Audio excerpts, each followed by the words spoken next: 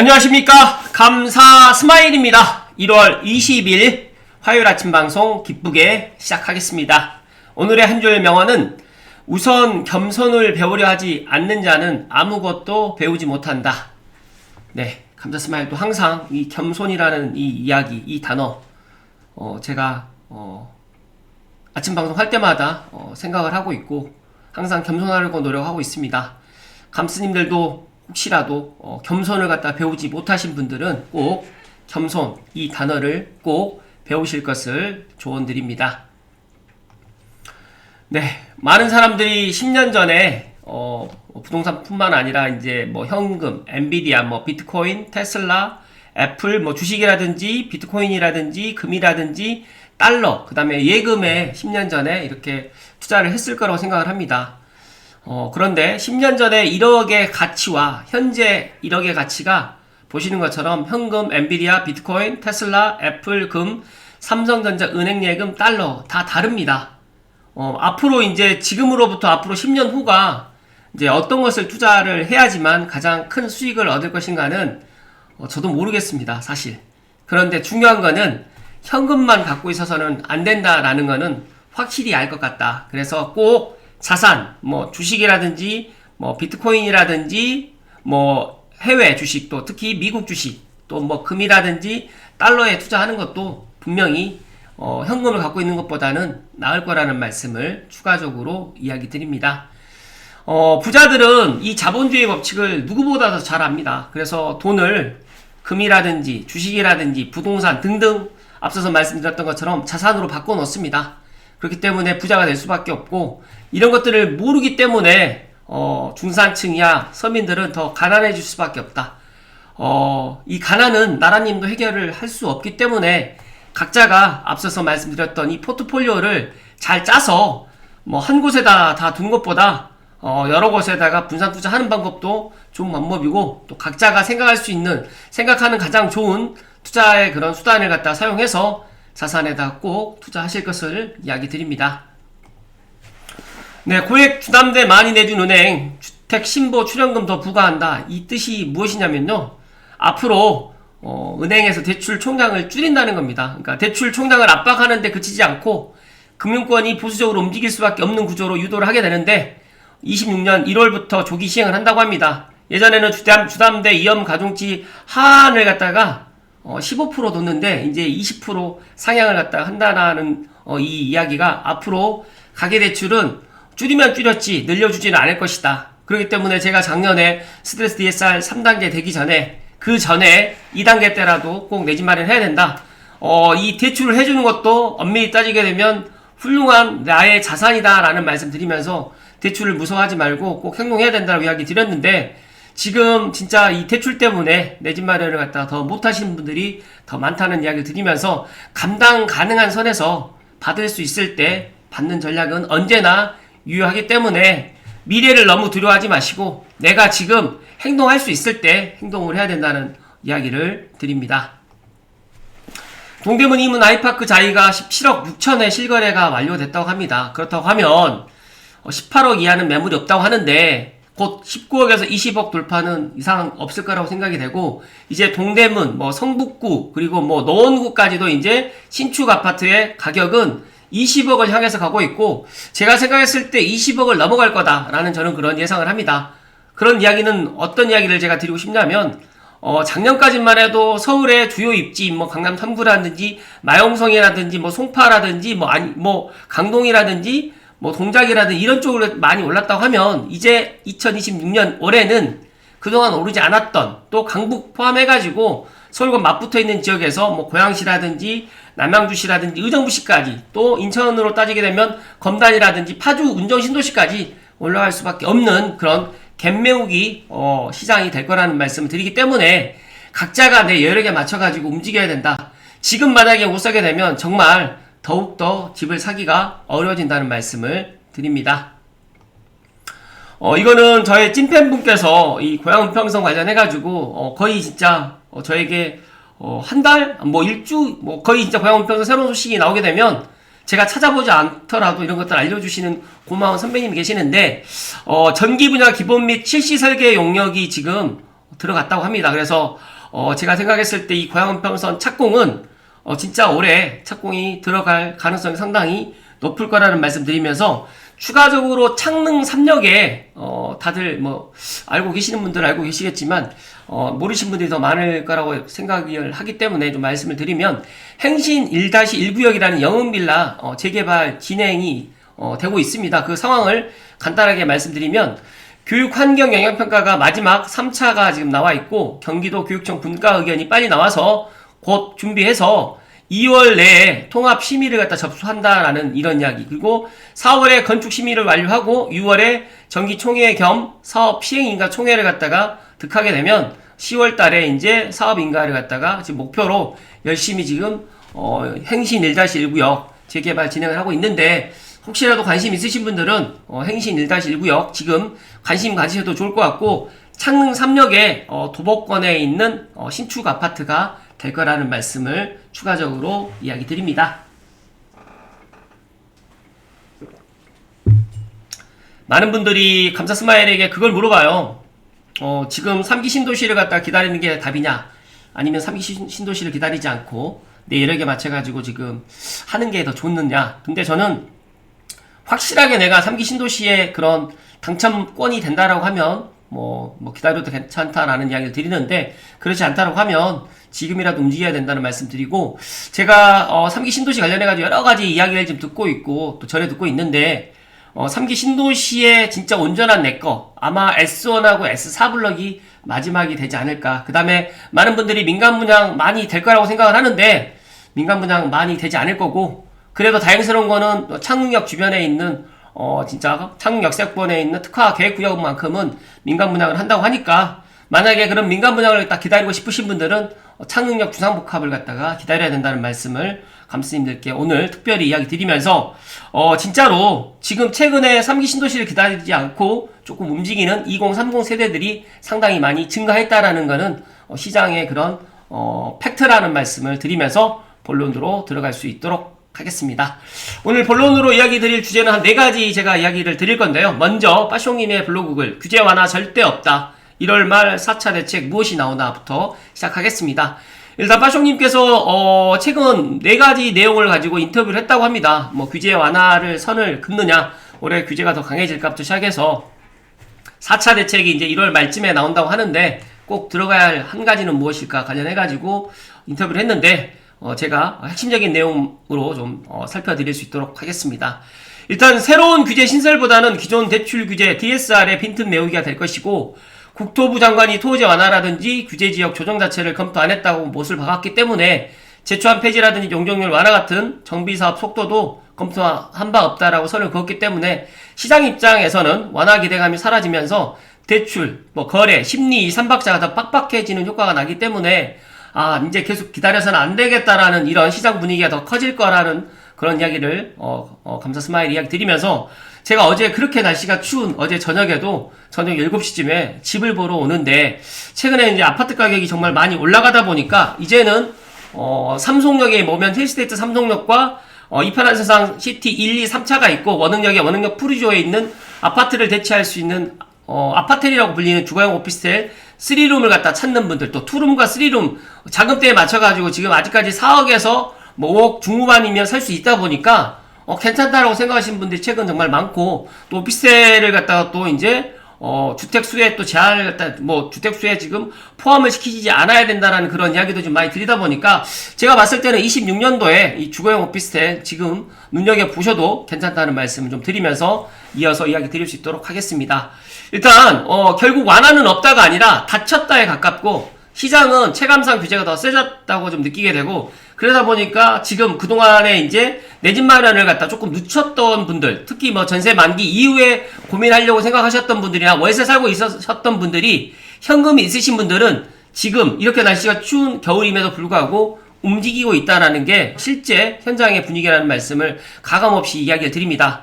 두 번째로는 4차 대책은 9월 7일 공급대책 연장선이라는데 이게 임팩트가 있나? 이 이야기를 정말 많은 분들이 이야기를 해주셨고, 감사스마일도 아무 효과가 없다라는 이야기를 드렸지만, 빠숑님도 물량 숫자 노림이 아닌 이 착공 시계를 당기는 실행력이 관건인데, 97 공급 대책이 어떻게 보면 트리거가 됐다고 저는 생각을 합니다. 627 대책은 진짜 어떻게 보면 시장에 그 6억 대출 억제로 인해 가지고 이제 그동안에 대출을 좀 많이 받고 살려고 했던 분들께 약간 멘붕이 오게 했던 정책이었다고 하면 97 정책 같은 경우에는 제가 생각했을 때 거의 이제 이때 이제 완전 이제 정부의 그런 이제 뭐 물량 공급을 하겠다라는 이야기가 거짓말이구나. 그리고 5년 동안은 안 되겠구나라는 것들을 바로 시장에서 알아버렸기 때문에 시장 심리가 이제 확실히 바뀌었다라고 저는 생각을 합니다. 그래서 이번 4차에서 이제 정부가 9월 7일 후속이라고 밝힌 만큼 뭐 유유부재라든지 노후 공공평사가 이제 즉시 착수 가능한 곳 중심으로 구체화가 될 핵심이 될 확률은 높지만 제가 지난 방송에도 한번 이야기 드렸지만 여기에서 들어갈 수 있는 내가 만약에 돈을 주고 살 수 있는 민간 분양 아파트 숫자가 과연 얼마나 될 것인가. 거의가 공공 분양 아니면 공공 임대로 해서 착공이 될 가능성이 많기 때문에 저는 크게 믿지 않을 거다. 그러다 보니까 4차 대책 나오기 전에 지금이라도 움직여야 된다라는 이야기를 계속해서 이야기 드리고 있고 3기 신도시 본청약 일정도 마찬가지로 앞서서 말씀드렸던 것처럼 3기 신도시에 온전한 내 것도 없고 또 만약에 LH랑 7대3으로 6대4로 만약에 나눈다고 했을 때 진짜 이런 것들이 온전한 내 거가 되는 거냐 아니면 그럼에도 불구하고 내 집 마련을 갖다가 3기 신도시를 갖다가 할 거냐라는 것은 시장의 분위기가 그 정도로 갈 것 같지는 않다라는 말씀을 좀 드립니다. 그렇기 때문에 뭐 서울 도심 정비 사업이라든지 여러 가지의 이런 속도전 내용이 담겨야지만 시장의 불안 심리, 그러니까 즉 다시 말해서 이런 공급이 앞으로 나오기 때문에 좀 기다려도 괜찮겠다라는 이런 시장 분위기가 돼야 되는데 말 그대로 공급이라는 말만 했지 실제로 어디에 몇 호를 그리고 이거를 갖다가 나에게 돌아올 수 있는 물량이지까지 이런 것들을 확실하게 해주지 않는다고 하면 지금의 국민들은 현명해서 그런 것들을 보고 움직이지 않는다는 말씀을 추가적으로 이야기 드립니다. 세 번째로는 지난 6개월 서민 주거 불안이 더 커졌다면 핵심 원인은 무엇일까요? 뭐 간단합니다. 뭐 주거 사다리의 붕괴라든지 전세 시장의 불안으로 해가지고 일단 매수도 안 되고 또 전세 자금 대출도 안 되고 그리고 이제 전세 물건도 없고 그러다 보니까 월세를 가야 되는데 월세도 이제는 깎이지가 않아요. 진짜로 부동산 호갱노노라든지 네이버 부동산 들어가셔가지고 월세 물건 특히 뭐 아파트 포함해가지고 뭐 빌라라든지 예를 들어서 주거용 오피스를 한번 찾아보세요. 진짜 월세가 정말 귀해지고 있다. 그래서 집을 못 사는 사람이 늘면 임대시장 체류 시간이 길어지고 체감 불안이 커지기 때문에 이런 전월세의 불안정 그리고 이 전세 물건이라든지 월세도 계속적으로 올라가다 보니까 이래선 안 되겠다 해서 지각비를 내서라도 지금 사람들이 매수하고 있다. 아파트가 안 되신 분들은 아파트로 지금 가고 있다라는 게 지금 시장의 분위기입니다. 만약에 이제 이런 분위기가 설 명절 지나고 난다고 하면 더 커지면 더 커졌지 더 줄어들진 않을 것이다 하는 말씀을 강조해서 이야기 드리고요. 집을 사고 싶어도 대출 규제로 막히고 머물러야 할 전세시장이 임대차법 등의 여파와 매매대기 수요로 가격이 오르고 있기 때문에 지금 아니면 평생 앞으로 못 산다는 이런 공포심 때문에 진짜 지금 서민들은 갈 곳을 잃었다는 말씀 드리기 때문에 부디 감스님들만이라도 감사 스마일리의 이 이야기에 귀를 기울여야 된다는 말씀 드립니다. 4차 대책에 이것만은 꼭 들어가야 한다면이라는 이런 질문에는 비아파트 시장 활성화를 위한 가감한 세제 혜택이 들어가야 된다고 하는데 이건 진짜 옳은 이야기입니다. 아파트 공급은 단기간에 불가능하고요. 서민 주거 안정을 위해서는 아파트의 대체제인 빌라하고 오피스텔 시장이 살아야 되는데 지금 빌라라든지 오피스텔 사람들이 사지도 않고 들어가지도 않고 전세도 지금 안 들어가려고 합니다. 그렇기 때문에 이런 소형 비아파트 매수 시에 주택수 산정 제외라든지 취득세 감면 등을 통해 가지고 전세 수요를 매매로 분산시키는 정책이 필수적인데 이것들을 과연 이번 4차 대책에서 이걸 넣을지 안 넣을지까지는 뭐 제가 신이 아니기 때문에 모르겠지만 아마 이번에는 넣지 않을 거다. 하지만 이 대책은 꼭 들어가야 된다는 이야기를 감사 스마일이 빠쇼님의 의견에 덧붙여가지고 이야기를 드립니다. 4차 대책이 단순한 엄포가 아닌 실질적인 도심 공급 속도전과 비아파트 시장 정상화를 이끌어내지 못한다고 하면 26년 상반기뿐만 아니라 하반기까지 상급지 중심의 양극화 장사도 뚜렷해질 것이고 많은 사람들이 1주택에 그 다음에 서울과 수도권으로 지금 몰리기 때문에 집값이 지금보다 더 많은 폭등을 불러일으킬 것이고 지금 이재명 정부가 추구하는 중산층이야 서민들의 그런 주거를 갖다가 더욱더 힘들게 할 거라는 말씀을 강조해서 이야기 드립니다. 이어서 전세시장 안정은 착시, 뭐 갱신계약 빼면 전세가 10% 폭등한다. 이게 지금 정말 팩트입니다. 전세가가 정말 3%대 지금 올라가고 있고, 그 다음에 갱신거래 비중 늘면서 통상 실상 발행하지 못하고 있는데, 신규는 지금 경기도는 7%, 인천 5%등 지금 정말 전세 가격이 많이 올라가고 있고, 오히려 지금 전세뿐만 아니라 월세 가격도 지금 역대 최고로 지금 올라가고 있습니다. 그래서 29년까지, 앞으로 뭐 한 4년까지 지금 공급 부족으로 해서 우울한 전망이 지금 나오고 있고, 그 다음에 전국 공급량은 28만여 가구밖에 되지 않는데, 여기에서 지금 5만여 가구가 지금 보면 거의 수도권밖에 이렇게 되지 않는다. 그래서 인허가 착공 지표가 물량 감소를 말해주는데, 집값 잡으려다가 지금 서민과 임대차 대란이 우려가 되고 있다. 그래서 만약에 이런 임대차 시장이 좀 혼란스럽다고 하면 또 임대차 입법을 갖다 또 개정해가지고 이렇게 또 하려고 지금 생각을 하고 있는 것 같은데, 진짜 정말 그래서는 안 된다는 말씀 드리면서, 정부에서는 이런 주택시장을 갖다 안정하기 위해서 앞서서 지금 이야기 드렸던 이런 것들을 해 나가야 된다는 말씀 드리면서, 지금 보시면 신규 전세 거래 평균 가격이 5억대였는데 지금 6억 3천. 그 다음에 갱신계약 중에 전세에서 월세 전환 건수가 서울을 기준으로 2배 이상이 지금 늘었습니다. 그리고 민간임대주택은 거의 이제 공급이 지금 안 되고 있고, 올해 아파트 입주 물량은 보시는 것처럼 서울이 약 3만 세대가 되지 않고 있고, 경기도는 6만 7천 세대밖에 되지 않는데, 오히려 직방이 지금 조사했던 입주 물량은 더 적다. 그렇기 때문에 많은 사람들이 기다리지 않고 지금이라도 내 집 마련을 갖다가 해야 된다는 이런 생각 때문에 더욱더 서울과 수도권의 집값은 올라갈 수밖에 없다는 말씀을 드립니다. 그리고 수도권의 주택 공급이 지금 절벽으로 치닫고 있는데, 아직도 집값이 많은 사람들이 많이 올랐다고 생각하지만 2021년도 전고점을 돌파하지 않은 곳들이 정말 많거든요. 그렇기 때문에 저는 2021년도에 전고점을 돌파할 수 있는 곳들이 증가하면 증가했지 줄어들지는 않을 것이고, 그리고 갭매우 양세가 서울뿐만 아니라 서울 외곽, 그 다음에 수도권, 서울과 맞붙어 있는 지역 포함해가지고 수도권 외곽까지도 이렇게 집값이 계속적으로 올라갈 거라는 말씀 드리면서, 작년 10월 평균 매매 가격이 8억 7천만 원이었는데 지금 이게 45개월 만에 최고치고, 수도권의 입주 물량은 8만 8천 가구밖에 되지 않습니다. 그래서 이게 11년 만에 최저치다. 그래서 이렇게 지금 이런 상황을 모르면 몰랐지, 감사스마일이 알고 있는 상황에서 이런 이야기들을 갖다가 하지 않을 수 없기 때문에 감스님들께 이런 이야기까지 드린다는 말씀 꼭 명심하셨으면 좋겠다는 말씀 드립니다. 이거는 조금 불편한 이야기일 수도 있는데요, 지금 6억 이하의 아파트는 다주택자 종부세를 폐지해야 됩니다. 고가 아파트 1주택자는 나이에 따라서 최대 80%까지 면제해주면서 저가주택과 다주택자 종부세 합산은 서민 주기 정책입니다. 2020년도에 이런 정부세 현황을 보게 되면 저가 다주택자의 종부세 합산이 전세 사기 사태의 진짜 원인이었습니다. 정말 제가 이 이야기를 갖다가 할까 말까 정말 많이 망설였지만, 진짜 이런 것들을 이재명 정부에서는 알고 있을 겁니다. 그런데 이런 것들을 지금 실행하지 않고 있고, 오히려 진짜 저가의 다주택자의 이런 종부세 합산 때문에 많은 사람들이 전세 사기로 해서 고통을 받고 있었고, 또 마찬가지로 임대인들도 고통을 받고 또 심지어 자살까지도 했었던 경우도 있었습니다. 그래서 김대성 씨 같은 경우에 국세 체납세액이 종부세가 너무 많이 나와서 신용불량자가 됐다. 또한 그 집도 압류될 거다. 전세대출은 막혀서 안 된다. 그래서 새로운 세입자를 구한다 해도 빌라 전세대출이 안 되기 때문에 빌라 매매밖에는 돈을 돌려드릴 수밖에 없는데, 다들 아시겠지만 빌라 매매를 아무도 하지 않잖아요. 그러다 보니까 전세 사기범인 김대성 씨가 자살을 했어요.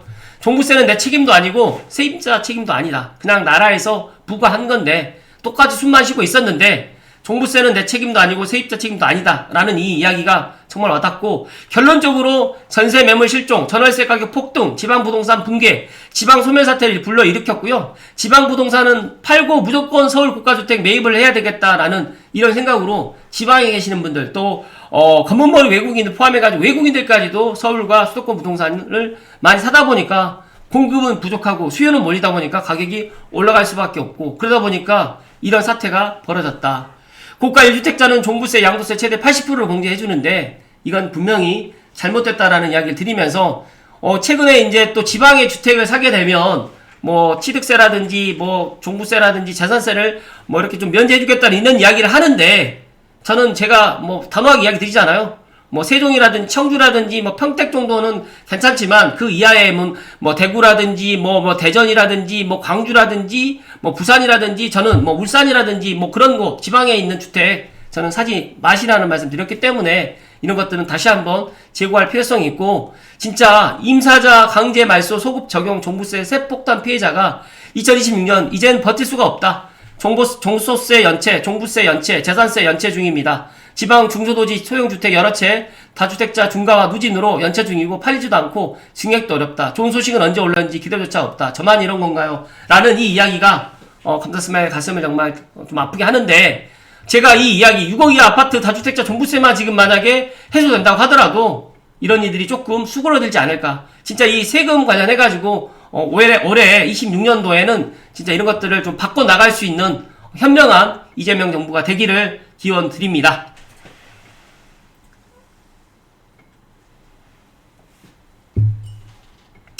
감사스마일이 이 이야기를 마지막으로 이야기 드렸는데, 저도 많은 사람들에게 빌라를 사지 말라라고 이야기를 했기 때문에 저도 자유롭지는 않은 것 같은데, 진짜 이 6억 이하 아파트, 6억 이하에 있는 빌라 같은 경우가 소유를 하고 있는 분들의 이런 다주택자 이 종부세는 분명히 잘못됐다라는 생각을 갖습니다.